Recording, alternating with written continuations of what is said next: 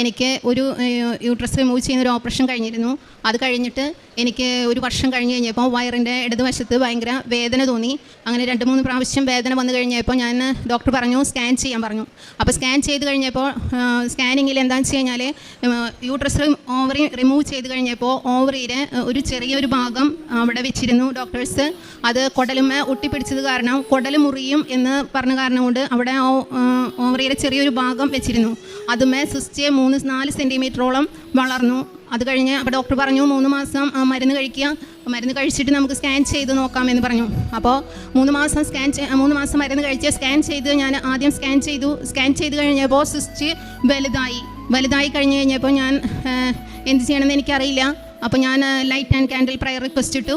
പിന്നെ ഞാൻ എൻ്റെ പള്ളിയിൽ പാവറട്ടി പള്ളിയിലെ ഒരു ചേച്ചി കൃപാസനം പത്രം കൊടുത്തിരുന്നു. ആ ചേച്ചിയുടെ പേര് മേരി എന്നാണ്, ടീച്ചറാണ്. ആ ചേച്ചിയോട് ഞാൻ വെറുതെ ചോദിച്ചു എങ്ങനെയാണ് ഞാൻ ഇടുമ്പോൾ ലൈറ്റ് ആൻഡ് പ്രയർ റിക്വസ്റ്റ് ശരിയാവണില്ല, എങ്ങനെയാണ് ചേച്ചിയും ചോദിച്ചു. ആ ചേച്ചിയായിട്ടുള്ള ബന്ധം ഒരു സഹോദര ബന്ധം പോലെയായി. അങ്ങനെ ആ ചേച്ചി എൻ്റെ രണ്ടാമത്തെ സ്കാനിങ്ങിൻ്റെ സമയത്ത് മാതാവിൻ്റെ രൂപത്തിന് മുന്നിൽ മെഴുകുതിരി കത്തിച്ച് പ്രാർത്ഥിച്ചു.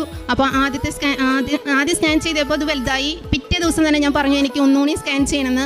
അപ്പോൾ ഞാൻ മാതാവിൻ്റെ തൈലം ഇടതുവശത്തും ജിനയിലും പുരട്ടി എനിക്ക് സിസ്റ്റ് 1 സെൻറ്റിമീറ്ററായിട്ട് ചുരുങ്ങി. അതാണ് എൻ്റെ ആദ്യത്തെ സാക്ഷ്യം.